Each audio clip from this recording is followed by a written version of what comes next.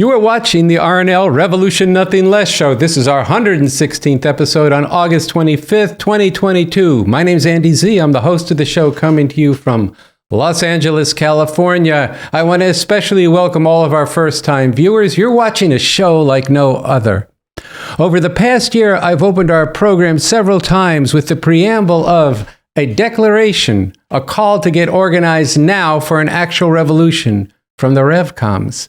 And I'm going to begin today with these words as an invitation, especially to all of you watching for the first time, but also at the same time to bring all of our returning viewers back to who this show is for and what it is for, a future fit for humanity all over the world.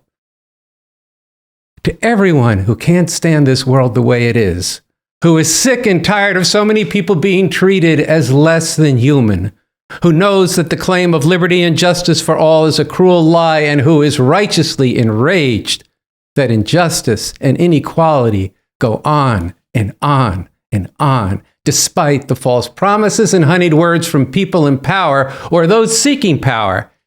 Everyone who agonizes about where things are headed and the fact that to be young now means being denied a decent future or any future at all. Everyone who has ever dreamed about something better or even wondered whether that is possible. Everyone who hungers for a world without oppression, exploitation, poverty, destruction of the environment. Everyone who has the heart to fight for something that is really worth fighting for. You need to be a part of this revolution. That's a big deal. We know that even the word revolution can seem daunting and scary. As you watch today, you will begin to go through a process of coming to understand why the world is the mess it is, why we need a revolution, what revolution is all about, and most importantly, what the new society could be and how we could get to that goal of emancipating all of humanity. And I'll tell you what's scarier than revolution. It's putting your head in the sand. It's people peddling illusions that we're going to be all right voting for bourgeois politicians, or just seeking some space for ourselves, all that leaves the world as it is, careening towards environmental devastation, the danger of world war with the threat of nuclear war, the unending succession of outrage piled upon top of outrage, police murdering black and brown youth, women stripped of the right to abortion and their futures, the world a furnace with fires and floods driving tens of millions to become refugees. Billions of people are suffering terribly and unnecessarily because there is another way we could be living. Another world really is possible, but that world requires getting rid of the system that gives rise to and perpetuates all of this, the capitalist imperialist system. For humanity to get on the road to emancipation requires a real revolution to overthrow this system and replace it with a radically new form of society, with a radically new socialist economic system. Look, these are big ideas, and it's a big challenge. And it is at the same time what must be done if there is to be a future fit for humanity. So I want to begin today's show especially saying to our new viewers, take the whole show in. Think about what you see and you hear, then watch again, and go back and watch previous episodes. The RNL show brings to you a different way to think about and understand why the world is the way it is, and how we could fight for a different future out of this madness. The RNL show is out of the box of accepting what is. It is a show about revolution. We're not talking about shuffling rulers at the top of this society.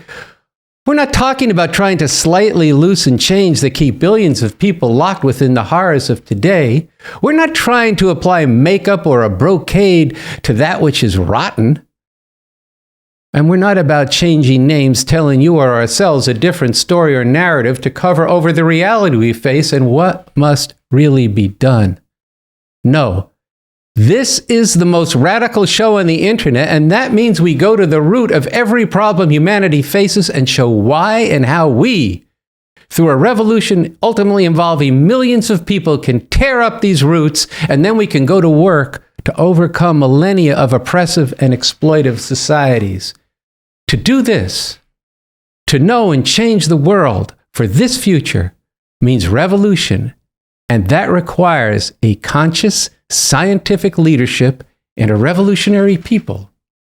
This is what we bring in every episode of the RNL show.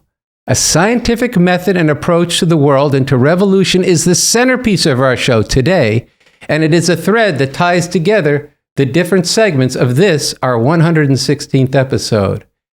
And we're going to begin today's show with a film excerpt of Bob Avakian, the revolutionary leader whose work is at the heart of the RNL show and whose leadership we follow, speaking about science and the scientific method and approach to knowing and changing the world.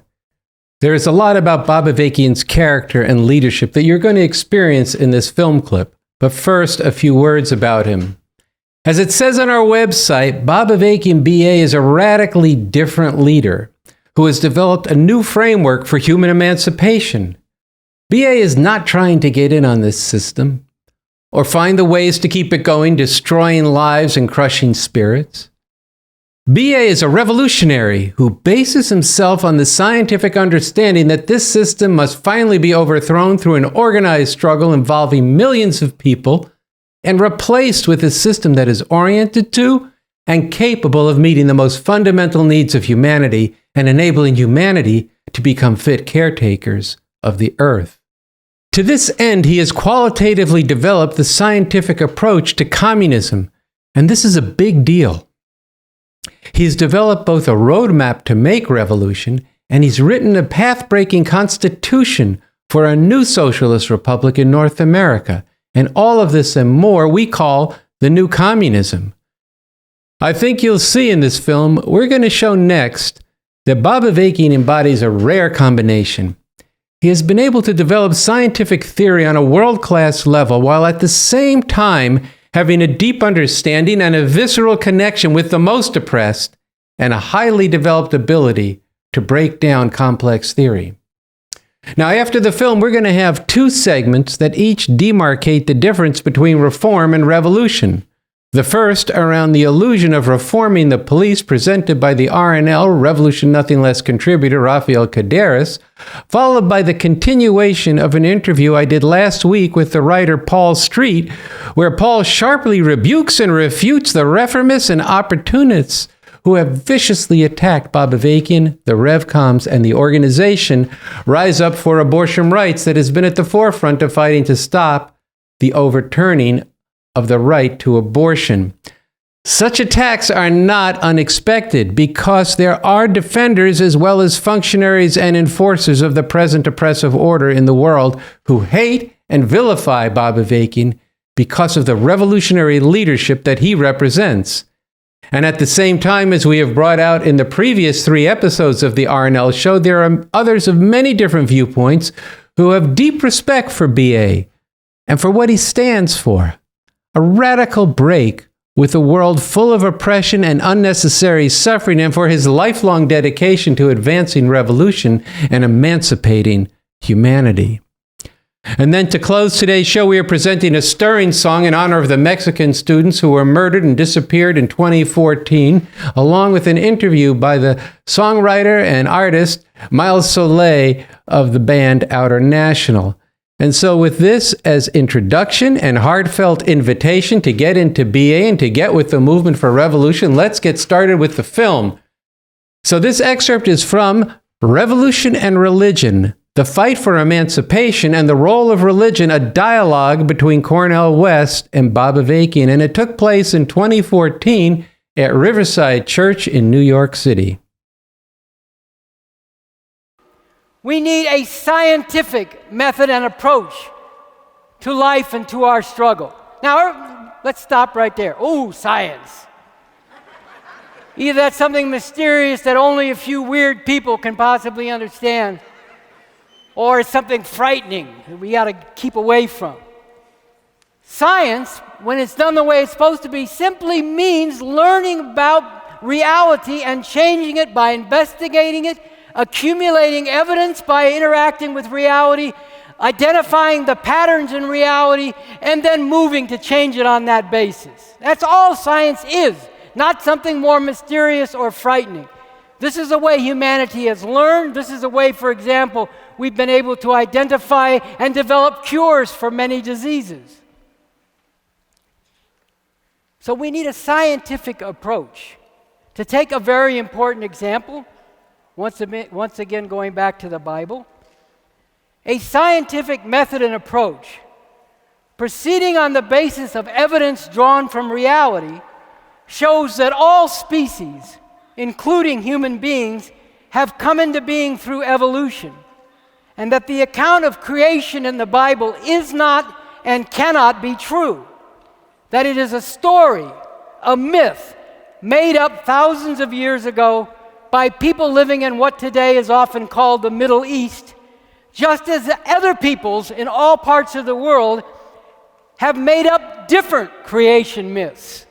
If you go out among Native American peoples in this country, you'll find all different creation myths, and so people throughout the world, including in Africa and Asia and so on.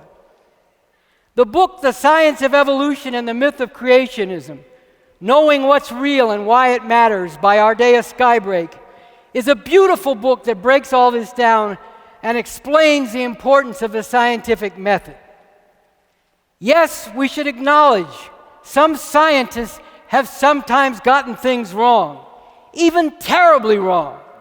And some very wrong and even terrible things have been done in the name of science.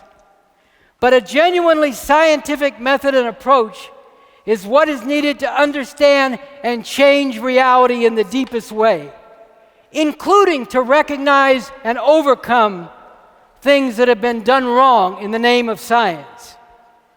A scientific method and approach is what we need to guide the struggle to actually put an end, at long last, in this real world in which we live, to all this oppression, madness, and unnecessary suffering. Now, I mentioned Ebola just a minute ago.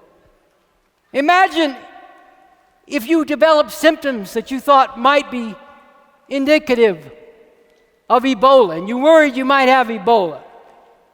And you went to a doctor, and the doctor, before even listening to you and your symptoms, said, no, don't worry about anything, everything's fine. Get me away from that doctor. But what if, on the other hand, you went to the doctor and she asked you, well, what are your symptoms? You said, I've got a very high fever, my stomach's upset, I've got diarrhea, and I'm vomiting. What do you think, doc? What's going on? And she said, well, I think you've got a very high fever, an upset stomach, diarrhea, and vomiting. Fool, I just told you that. This is not a doctor you want. Tell me what's wrong, doc. Tell me what I don't know. Tell me the deeper things that I can't know just because I know what my symptoms are. Why do I have these symptoms, and what can be done about it? Well, what if the doctor said, well, we might test you for Ebola, but I'm not really sure the test works. Matter of fact, I'm not even really sure there is such a thing as Ebola. Come to think of it, I'm not even sure you exist.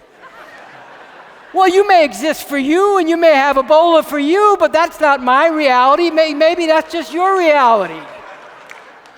Maybe it's just all one narrative or another narrative, and there is no reality against which to test to see if you have Ebola and what could be done. Let me get away from this fool calling herself a doctor. I want a real doctor. But what is a real doctor?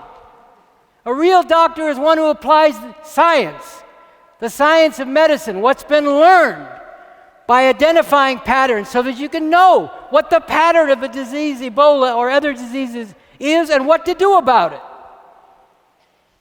And the fact is, people will always be vulnerable to being played or led away from a true understanding of things without the scientific method, which goes by evidence and testing things against reality.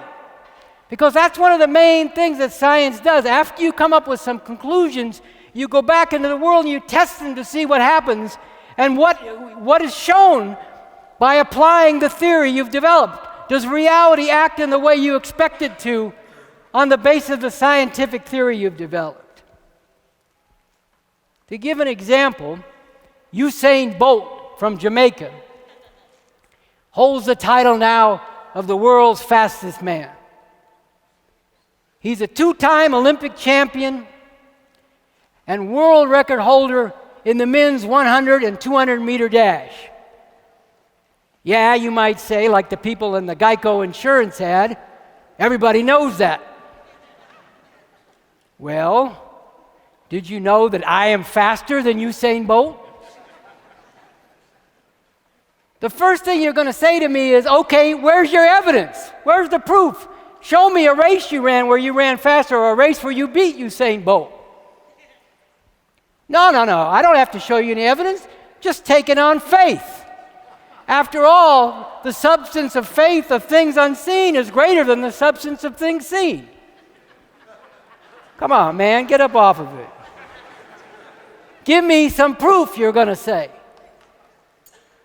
Well, what if I told you that there's a book, a holy book, and it says that a person shall come along who is short of stature, appears stout of body, pale of visage, seems to be aging,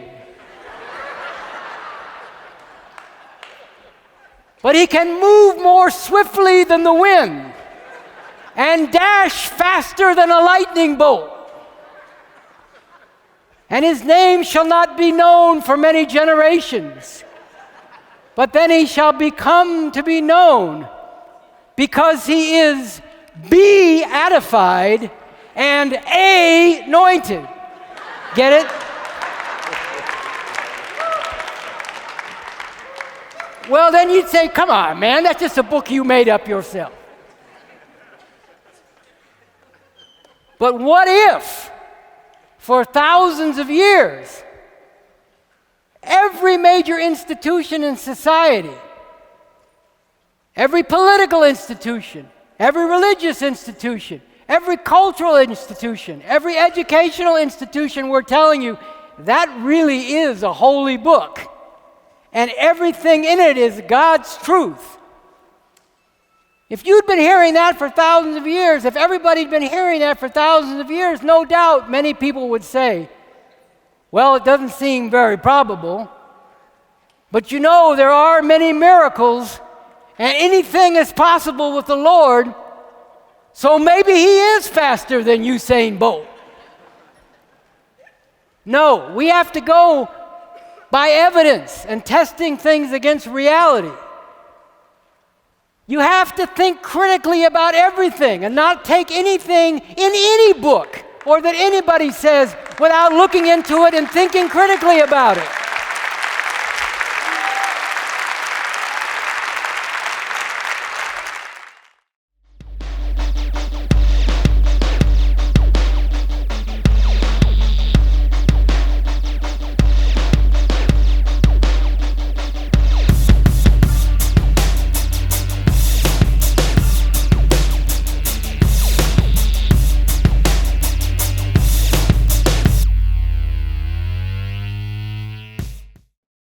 Whenever systemic police brutality and racism gets widely exposed, and especially when there's mass resistance, one of the go-to moves of the authorities is to replace the police chief with a more diverse and progressive face in order to bamboozle and pacify people who are so caught up in identity politics that they think inclusion in the racist institutions of a racist system will somehow make a meaningful change. The city's first black chief. He'll also be the city's first black police chief. And its first black police chief. Its first black police chief. First black female police chief. In reality, the pigs they appoint almost always go along with the program, and in some cases are even worse.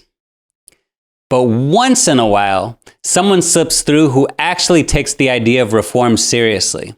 So it's instructive to see what happens to them. Case in point, Charlottesville, Virginia. You remember Charlottesville, don't you? White supremacist groups converged on Charlottesville, Virginia for a series of public rallies that shocked the world.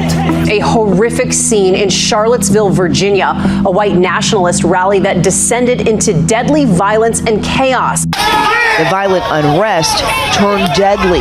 Watch as this car plowed down the street straight into a sea of counter-protesters. 32-year-old Heather Heyer was killed during what some are saying was an act of domestic terrorism. When all this was happening, remember where the Charlottesville police were? Standing on the sidelines letting it all happen. As the dust settled and the eyes of the world were on Charlottesville, it came out that this idyllic college town had rampant inequality and discrimination against black people in housing, education, and policing. A city where black people make up 20% of the population, but 80% of the people police stop and frisk. We're a segregated city, and this city lives off the heritage of the Confederacy. Soon after, Charlottesville's first black female police chief, Rochelle Brackney, a liberal Democrat and advocate of progressive policing, was brought in. The way I've been successful is through my authenticity. I am out there a lot in the communities, understanding the communities, and being a part of the communities that I came from. Right off the bat, she was met with hostility by a police department that's almost 90% white and mostly men. But the real problems began when she started actually reorganizing the department, withdrawing from a drug task force that she said was going after too many low-level users instead of dealers, pulling police out of schools, and especially when she investigated and disciplined members of the SWAT team that were sharing violent, homophobic, misogynist, and racist videos and text messages. Dr. Brackney came across text messages and videos made on department phones by several of her officers. What she saw was racist, violent, and deeply unprofessional videos, talking about things like killing the command officers and letting God sort them out. Given the threats, Brackney said she feared for her own life and the safety of her family and began to carry her gun unholstered every night as she walked to her car. Finally, she decided to disband the SWAT team altogether. The retaliation was swift. The president of the police union sent a letter to the city saying, "We have lost faith in our leadership." Then the PIG union released a survey of the department in which 90% of the cops surveyed said they'd reduce their normal policing activities for fear of being targeted by community groups. Finally, top leaders in the department threatened to resign if Brackney remained. Officers threatened to leave if changes at the top weren't made. Last week, 6 officers walked out of the door at CPD. Then on September 1st, 2021, the city manager fired Brackney. The city of Charlottesville today fired Police Chief Rochelle Brackney. Just days after the release of a damning survey that showed overwhelming dissatisfaction with leadership within the department. So the question is, why did this go down like this? Is this just a Charlottesville problem? Is this just an issue of police unions having too much power? Why did the city cave in to these sniveling, snarling pigs? What are the real lessons we should draw from this story? Let's get into it. 1. For all the talk about this country being a democracy for all, the reality is that this is a capitalist imperialist dictatorship. And no, the essence of dictatorship is not rule by one evil person. It's the monopoly of political power, concentrated as a monopoly of violence, declared to be legitimate, and exercised on behalf of the ruling class. That's why, under this system, homeless people will be met by armed force if they violate the rules of capitalist ownership and try to occupy empty houses. That's why hungry people will be prevented from taking the food they need from stores. That's why police and even National Guard get called out to suppress protests if it becomes a threat to this system. That's why police murder of black and brown people is almost always ruled to be justified. And that's why efforts to reform the police in any kind of fundamental way are bound to fail. 2, the culture of the police, the racism, the us versus them war mentality is a product of the role that the police play. Not to serve and protect the people, as Bob Avakian put it, but to serve and protect the system that rules over the people.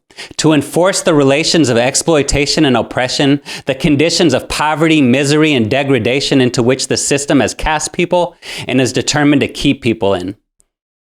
To take one concentrated expression of this, heavily armed militarized SWAT teams were created in the late 1960s as a counter-revolutionary force. Since the first SWAT experiment, a massive raid on the LA Black Panther headquarters in 1969, cities all over the country have developed SWAT teams, which have become notorious for raining sudden terror against people, breaking down doors, guns blazing like they did when they murdered Amir Locke while he was sleeping on his couch. But ask yourself, could you maintain a capitalist imperialist system with extreme economic inequality and horrendous social oppression against the population they've tormented for hundreds of years if you did not have an armed force to beat people down and prevent them from rising up in rebellion? And could that force do its job if it did not have a racist and warlike mentality? 3. Even with sharp differences between liberal and fascist sections of the ruling class over how police violence should be exercised, the entire ruling class is in agreement on the need for a force of organized, institutionalized violence to maintain the order of this system and deal with the violent conflicts and crime it gives rise to.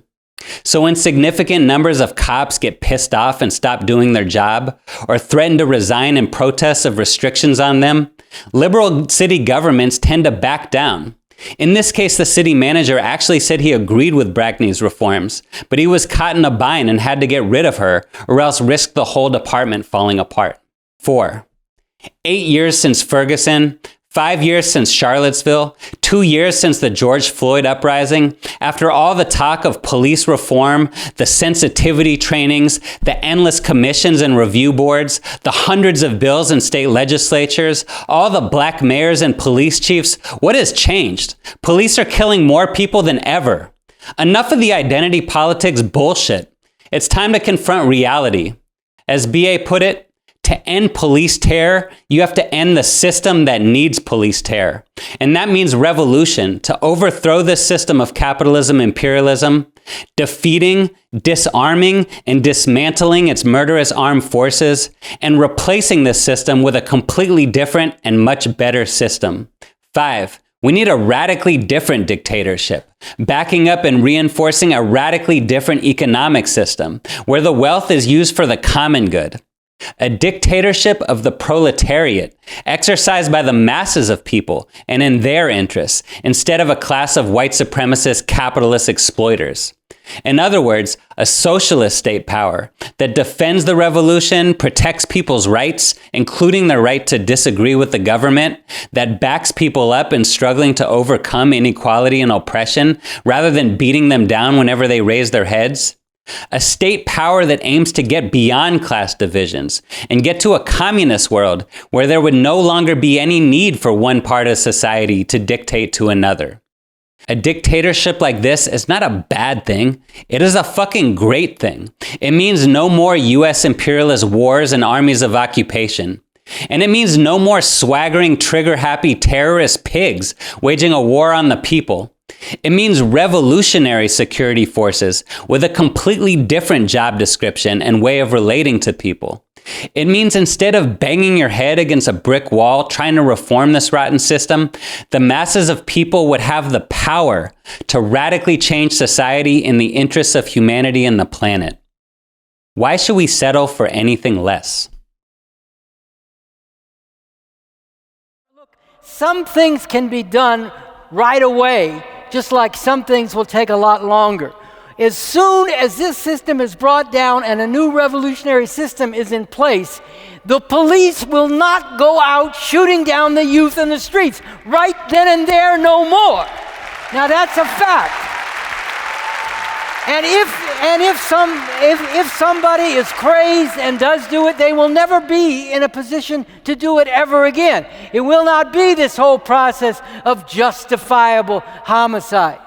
And as I've said before, you will still need forces to protect the security of the people in a new society. Everything is not going to change in one instant. But you can have very different kind of forces protecting the security. Look, quiet as it's kept, we've got security in this room. The church is providing security. Other people are providing security. Is anybody here afraid that they're going to be shot down by the people providing security for this event we're having? I hope not, and I believe not. Why? Because they have a whole different orientation, and they're part of a different process. When you get a whole different system, then as I've said before, if you have there are still going to be people who, have mental problems, go crazy, go off, or so. How do you handle that? Let's say we're the people's police going out and you run into a situation like that. Our orientation has to be that we would sooner die ourselves than wantonly kill one of the people, even one, or maybe especially one, who's mentally disturbed. That has to be our orientation. That's right. If you're part of the people's security, if you're part of the people's security that's there to really serve and protect the people, then you put your life on the line, and if you have to, you lay your life down instead of and before you would ever be thinking of brutalizing any of the people. But that is not going to happen under this system, and that's why we got to get rid of this system, and that's why we have to be very serious about the question of, can we have a revolution? And if we can, how do we make that revolution? We have to, look, this is, it's kind of ironic, but, once again, Clyde Young used to say, one of his favorite sayings was, this is serious as a heart attack. And this is very serious. We need humor. We need play. We need joy. But at the same time, that humor, that play, that joy is all part of something that's very, very serious. It is the lives and the future of the masses of people around the world, which is the most precious thing of all to those of us who want and are fighting for a different world. And so we have to proceed in that kind of a way.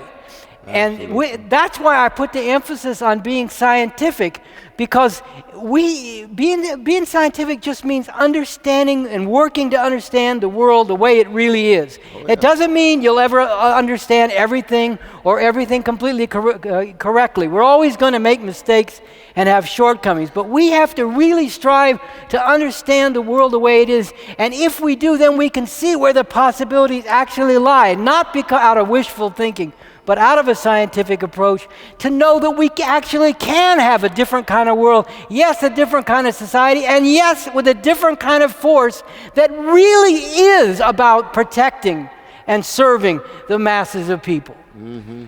Absolutely.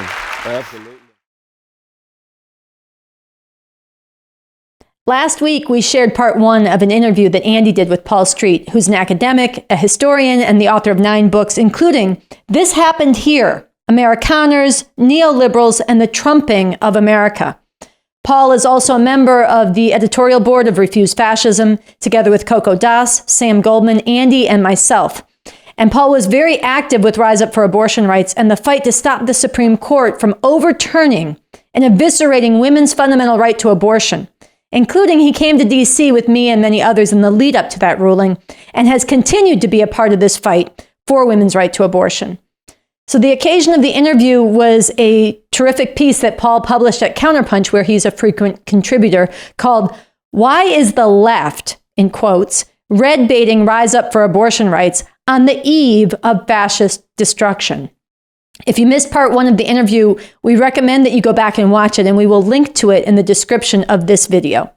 Here today, we're going to play just one part of part 1 of the interview before we go into part 2, and that is where Andy reads off the top 10 reasons that Paul gives in his article for why the so-called left is red baiting Rise Up for Abortion Rights on the eve of fascist destruction. This top 10 is backed by popular demand, and then we'll bring you part 2 of the interview. So let's watch.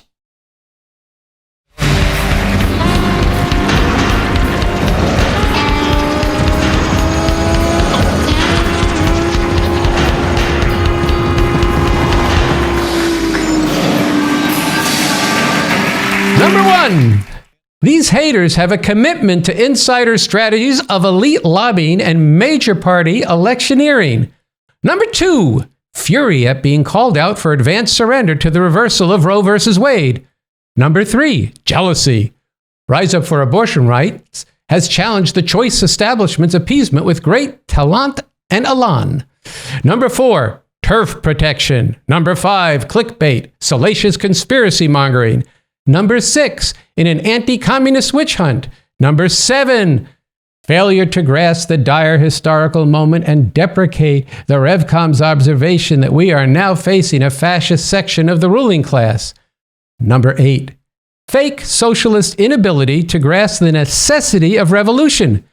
The democratic socialists' pitifully tame commitment to incremental and economistic reformism. Number 9, sleepy woke uber identitarianism. And number 10, desire to appropriate RU4IR's tactics and absorb them into top-down insider strategy. Especially want to get into your point number 8, Paul, where you write that this fake socialist inability to grasp the necessity of revolution. RC peers within and outside of RU4AR consistently, and in your carefully considered opinion, rightly call out democratic socialists for their pitifully tame commitment to incremental and economistic reformism, and their refusal to break with the underlying system and parties of capitalism and imperialism. This ties into their refusal to even consider the profound divide in this country and the potential therein. So I think this is actually a very important thing for us to discuss. It gets to the heart of the stakes of this right now that are extremely, extremely serious in the negative and extremely positive in the potential. And all of this is to stand in the way of that positive potential, intentionally or not. Well, you know, there's a fundamental division between Revcoms. A lot of people refuse fascism on one hand, and what passes for a left nowadays, which seems to be a sort of combination on one hand of mild milquetoast trade unionism that thinks socialism is collective bargaining agreements and and electric cars. This kind of soft social democracy that doesn't really want to rock the boat. And then also this kind of very hyper-identitarian wokesterism, which is really focused on who's the most oppressed individuals in America and all of that. And then, the second group of people, these wokesters and these economists and these incremental trade unionists who call themselves socialists. I'm not sure they know what socialism actually is. It's supposed to be a revolutionary movement putting society on the path to communism and decisively introducing a proletarian dictatorship that stops counter-revolution and lets us actually get past the type of society, capitalism, imperialism, that's literally murdering livable ecology and raising the existential question of whether species can survive at all. There's the hatred of actual revolutionaries for saying that is so extreme that even any hint of participation in a movement for something as basic and as long-standing and as many of us thought mainstreamed as a 50-year constitutional right to an abortion can't be tolerated and has to be called out and has to be kicked out and has to be eviscerated and perhaps this is a recognition that these existential questions that we raise aren't going away anytime soon, and they're ashamed about that, and they're ashamed of the positions that they take, and they'd rather not have this feeling that they have, this sense that they have of their noses being rubbed in the excrement of their own revisionism and incrementalism. The reality is that the Revcoms and other radical leftists participating in Rise Up for Abortion Rights, understood as a united front organization, and not requiring ideological agreement across the board, not requiring people to agree with every aspect of Marxism or Maoism or Avakianism or whatever you want to call it, but have the audacity to identify as Marxists and communists and followers of Bob Avakian. And not put a muzzle over their mouths when they do that. We heard our, my fellow Refuse Fascism board member, Sunsara Taylor, and this is counter to the accusation that Rise Up is in a front group. Front groups hide people operating in front groups hide their identities. Sunsara would get up and say right off the bat, I'm a revolutionary communist, I'm a follower of Bob Avakian. There's no fronting about it at all. It's just honest. And they didn't want to hear any of that. They didn't want to see any honest communists, people not willing to swallow their ideology and their beliefs and their morality and their values and their revolutionary politics. We're supposed to just shut up and not point out that, yes, beneath the question of patriarchy is we think the question of capitalism and imperialism, and intimately related to that, the problems of Christian fundamentalism, fascism, that Avakian and others have written about. We're supposed to shut up about that. So that's the lesson here. Don't bring any of your radicalism to United Front movements, and we're not going to do that. The revolutionaries aren't going to do it. Look, exactly what you said. The tremendous hatred, the visceral animus towards Bob Avakian is fundamentally an animus to breaking from this system and the privilege that it is able to distribute on the entire population within this country, even as there are people who are horribly oppressed within this country relative to the rest of the world. It is a deep form of social chauvinism. But the fact of the matter is that if you have massive struggle that's sustained and determined, and you have revolutionaries within it who are bringing out what is the cause of these problems. Where is this? Why is there fascism growing in America? Why is there this Christian fundamentalism in the context of globalized crisis? Why is all these things? Why 2020, beautiful uprising in response to the murder of George Floyd? Police are still murdering with impunity. Almost all the reforms have been washed away, and just a bunch of yak going on in small circles of wokesters, busy bickering among themselves as to who's the most oppressed, instead of seeing the actual situation that.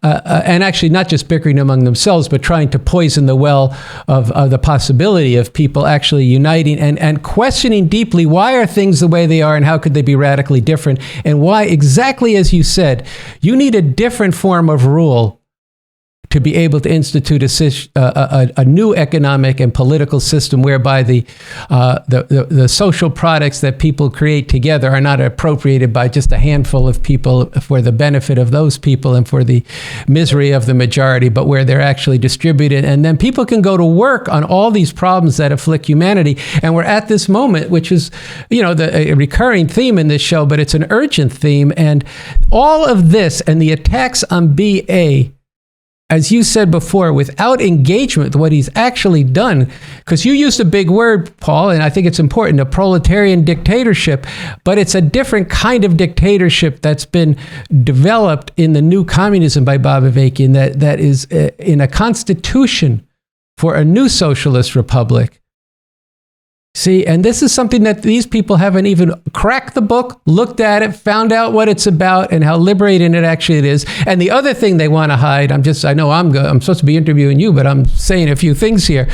The very fact that they are defending objectively this system is an evidence of the dictatorship, as you were bringing out very livingly, of the capitalist class that actually rules today. These are important things for people to understand, and that's what lies underneath why these leftists, who aren't really left at all, if there is any meaning to it, as you said, are attacking the revolutionaries.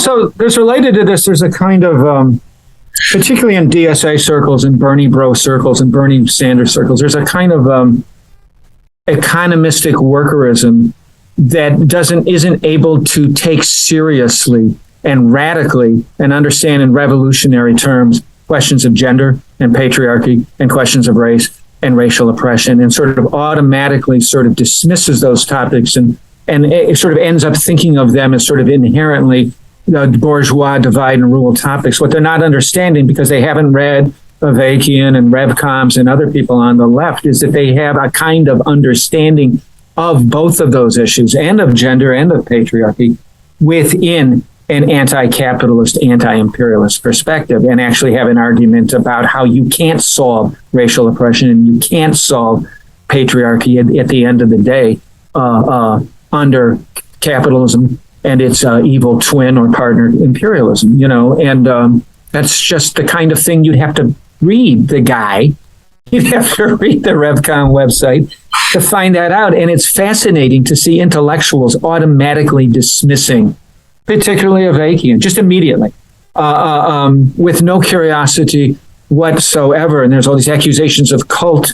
And, I remember my first engagements with RevCons and our spheres. It's like, why do you talk about Avakian so much? But I at least retained a curiosity about why someone would be considered so influential that led me to go read a number of books and essays and interventions and actually find out. And you're not seeing any of this from the left attackers of Avakian. There's no curiosity. And many of them call themselves intellectuals. And that is profoundly anti-intellectual. To say the very least. And if they dug deeply, they'd find a lot of really actually intellectually fascinating material about and a very distinctive and unique understanding of American history. But we need a different kind of culture. Exactly when you're talking about curiosity, intellectual curiosity, debate, principled debate. So this conversation here, somebody want to make an argument that patriarchy and capitalism aren't tied together? Fine, make the argument. You want to make an argument that the attack on abortion rights was not fundamentally aimed at a Christian fascist subordination of women, and as such will sweep in and is going to sweep in LGBTQ rights and trans rights and all of this. Make that argument. Let's discuss it. Let's debate it while standing together. But see, there's no interest in that because there's an abhorrence for actually fundamental change here.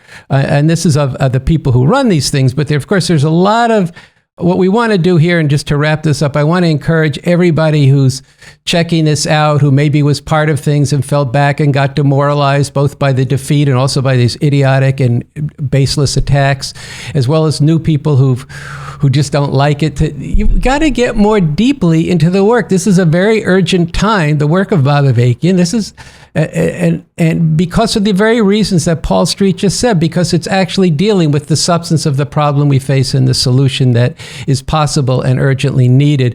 And so we try to model on this show, and I'm always glad to have you on, Paul, the kind of discussion where these points get raised, and then they should be the jumping off point for discussion, not just amongst ourselves, but by the people who are watching the show and should comment below, the video and have debates and meetings and house meetings in the different cities. So thank you for being on again, Paul, and we'll have you back on soon. Okay, all right.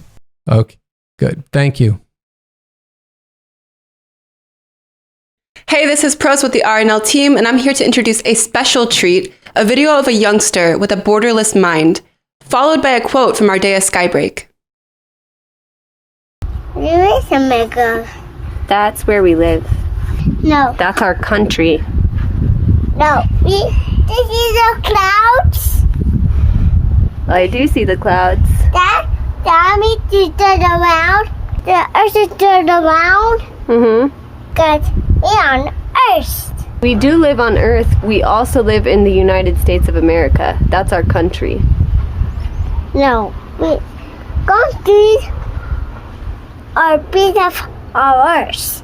Our pieces of Earth? Yeah. That's true. That is a country. That's true. As our day of Skybreak put it, why do we even have countries? Think about it. Why do we have flags and national anthems? And why do we have borders? Why do we have whole populations of people that are pushed around and kept from having a decent life, when all they want to do is work and be productive members of society? Think about all the immigrants to this country who get pushed around, get brutalized, whose families are brutally torn apart, and who get incarcerated, forcibly deported, or even gunned down on the border. Do you find that acceptable? I sure don't. What makes Americans better than anybody else, by the way? Personally, I can't stand the American flag, or the national anthem, or the Pledge of Allegiance, or any of these kinds of symbols that proclaim that one country or one population of one part of the world is somehow better than everybody else. That's what's called jingoism, or national chauvinism. That way of thinking is downright nasty, and we should call it what it is and refuse to go along with it. We should all be thinking more like citizens of the world and not like Americans. But then you see people stand up in schools and at sporting events They're standing up for the flag and the anthem, and they're putting their hands over their hearts and maybe even singing along. And often, this is being done by the people who are themselves being oppressed and degraded on a daily basis by the very system that they are saluting. It's time to put an end to this kind of stuff. Think about what you're doing, what you're saluting. People need to think more about this and educate themselves about the true nature of this system. These police murders, for instance, they're not an accident.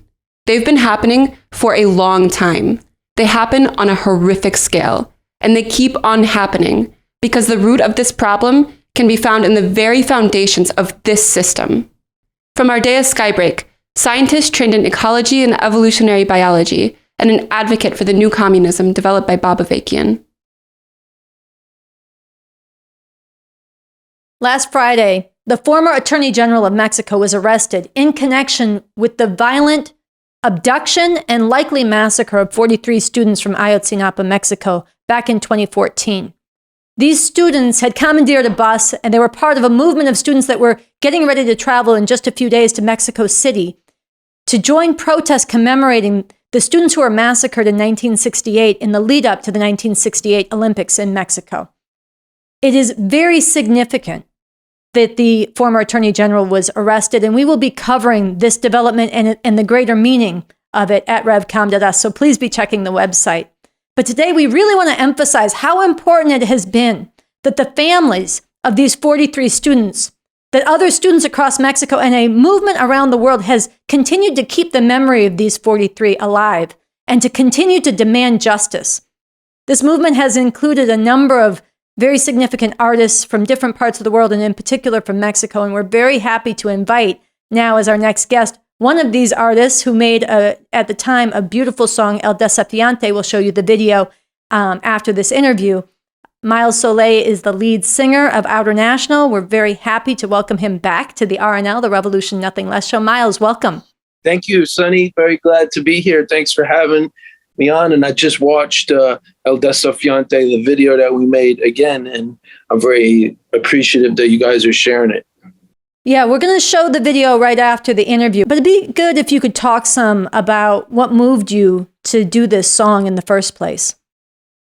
Yeah, well, as you mentioned, in 2014 and 2015, there was a big upsurge throughout Mexico. There's these 43 courageous student protesters. I believe they were in a teacher's college, in other words, studying themselves to be teachers, to teach the next generation. And they were from the state of Guerrero, in a town called Ayotzinapa. And as you were saying, they were going to get these buses to then go up to Mexico City, to F.A., to join the protests that commemorate the massacre that happened in 1968 during the Olympics that happened in Mexico, which also is the same Olympics that, the Black Power salute, very momentous at the height of the revolutionary upsurge of the 1960s. So when this was happening in that year, 2014, 2015, our group, Outernational, we actually, besides paying the fuck attention, we also, we had been connected with, and I believe we were even in, definitely in Colombia, and we were in Mexico a bunch. We had this record called Todos Somos Ilegales. We were all illegals.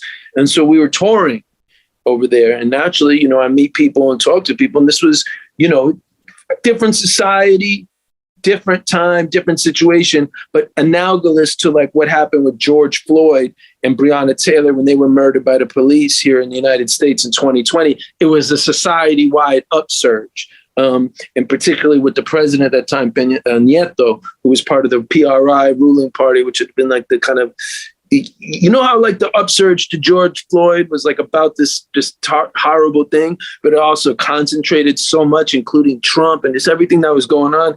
The Ayotzinapa situation with these 43 students being disappeared was very similar to that, in my opinion.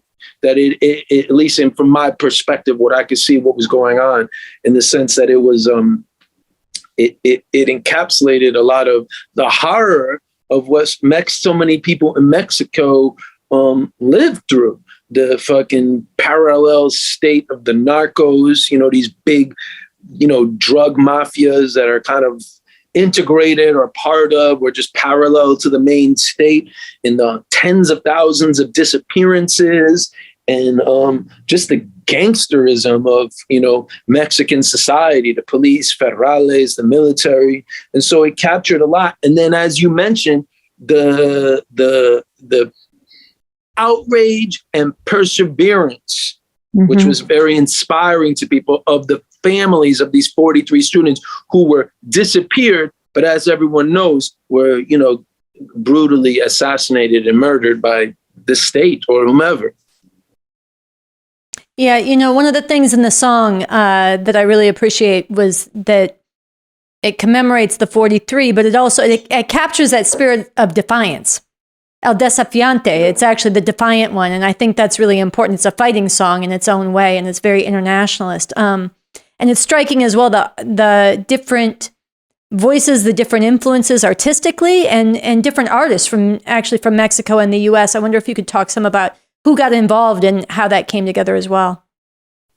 The violins you hear on the song is the Villalobos brothers. The voices on the chorus, that's me singing, of course, Jesse Williams from Outernational, but a lot of that power to voices coming from the Villalobos brothers. Maestros on the violins. They're actually doing some interesting shit now. They're like collaborating with symphonies across the United States. A few of the percussion and the horns were played by Panteon Rococo, which is a kind of a legendary Mexican band. The Paco, the trombone player, and then the percussion player.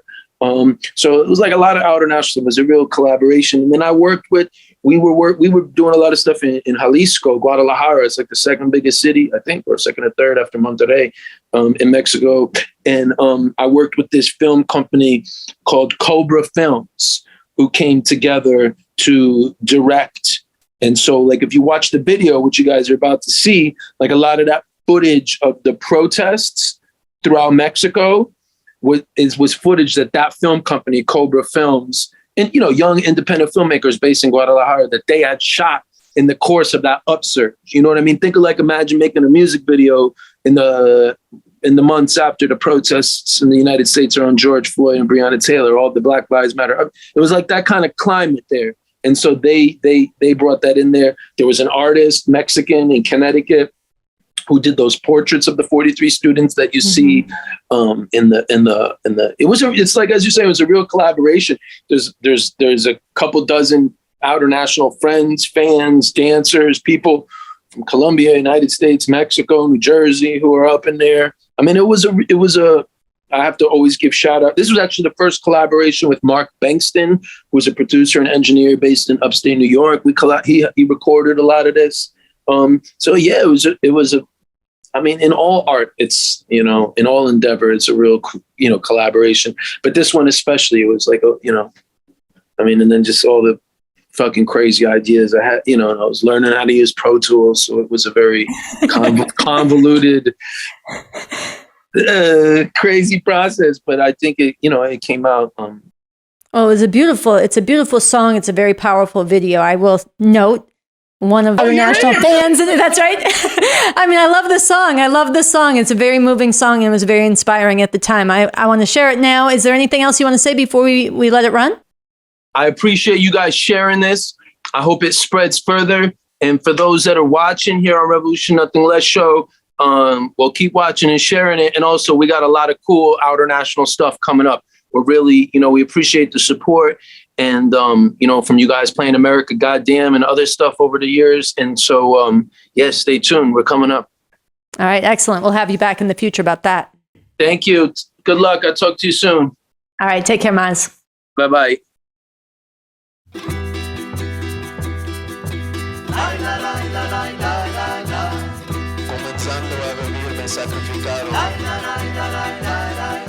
Estaré en tus esperanzas más profundas. Estaré en sus pesadillas. Estoy caminando por el mundo.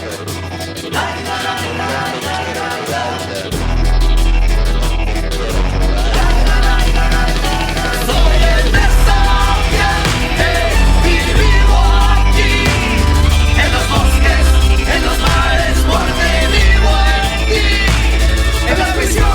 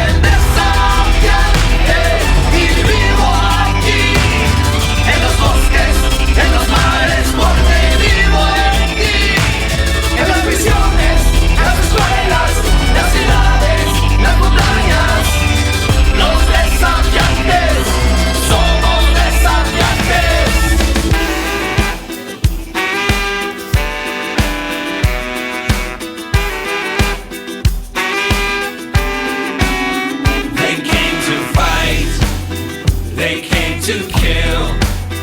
They'll make a sacrifice to take our lives, you know they will. We came to fight, we came to build. We were alive and in their sights our fight has been uphill. Por donde quiera me podrás ver, por donde quiera me podrás ver, por donde quiera me podrás ver. You can see me everywhere. Soy el desafiante y vivo aquí, en los bosques, en los mares, porque vivo aquí, en las prisiones, las escuelas, las ciudades, las montañas.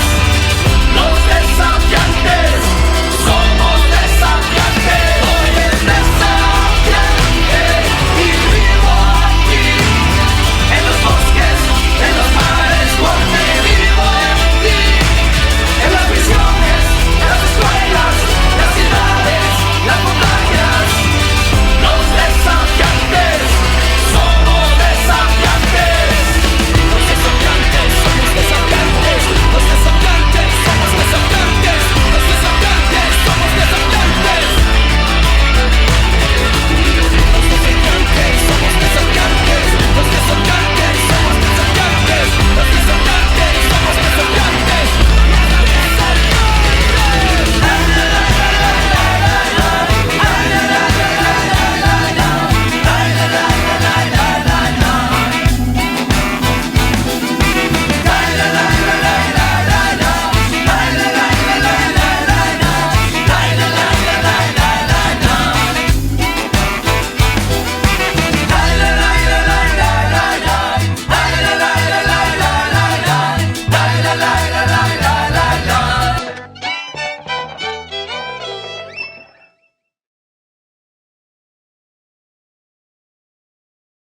All right, so that brings us to the end of this, the 116th episode of the RNL Revolution Nothing Less show on August 25th, 2022.